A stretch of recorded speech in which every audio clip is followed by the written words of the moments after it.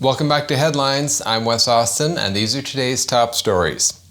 First up, an illegal immigrant activist in D.C. proudly declared herself undocumented, unafraid, and apparently unaware of what the I in ICE stands for.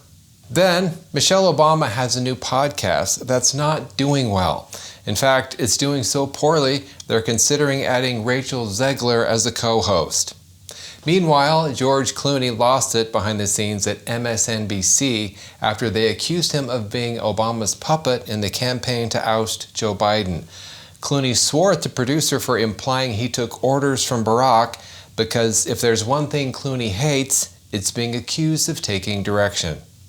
Also, John Oliver went on a 45-minute rant claiming that men have no advantage in women's sports. Being bigger and stronger isn't always better. Unless you're trying to win. But since when has that mattered in sports? Okay, let's dive in. Protesters made some good money over the weekend protesting President Trump. Here was one of these speakers at a protest in Washington, D.C. My name is Graisa Martinez Rosas. I am an immigrant. I am undocumented, unafraid, queer, and unashamed. That's the most elaborate way I've ever seen someone volunteer to visit their home country. She's undocumented, unafraid, and apparently unfamiliar with how evidence works in deportation hearings.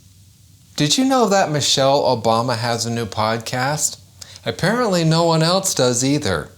Launched in early March with backing from the Obama's media company Higher Ground and coverage from outlets like The Hollywood Reporter and Deadline, the show has failed to gain traction.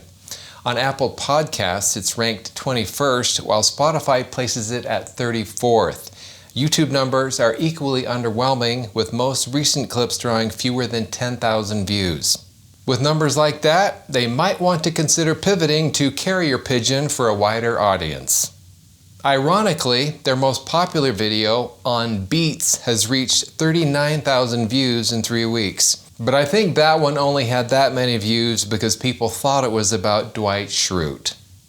George Clooney lost his temper when MSNBC decided to go off script, causing him to drop a stream of F-bombs. A new book claims that George Clooney yelled at an MSNBC producer because host Mika Brzezinski said that Barack Obama persuaded Clooney to call for Biden to step down. The book is titled Uncharted: How Trump Beat Biden, Harris, and the Odds in the Wildest Campaign in History.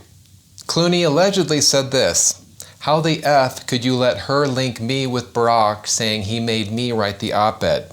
You're effing me, you're my friend, you should have stood up for me." The producer reportedly replied by telling Clooney, "This isn't a movie, and there's no script for political TV." George Clooney has every right to be furious. MSNBC almost acted like journalists for a second. Next thing you know, they'll start using sources and facts. It's disgusting.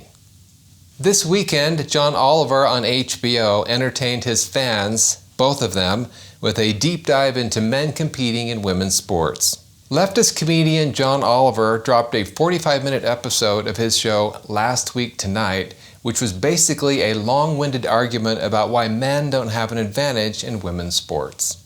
Right, bigger and stronger bodies are not automatically advantaged in every scenario. Oliver's right. Bigger and stronger bodies aren't an advantage in every scenario. For instance, they're a distinct disadvantage when trying to fit into economy airline seats or trying on children's clothing. But the degree of difference here matters because we expect a certain amount of difference in athletics. Taller basketball players are expected to compete against shorter ones. Faster soccer players compete against slower ones. Michael Phelps was allowed to compete with other swimmers despite being part dolphin. Did Oliver just compare height differences to biological sex differences? I can't wait for him to explain why we've been needlessly separating men's and women's sports all these years when we could have just had short and tall leagues instead. And at this point, you might be saying, well, I don't need to wait for scientific research. This is all common sense, and I know what I've seen online. But a lot of what you've seen may not be quite what you think it is, both when it comes to trans athletes' impact on competition or safety.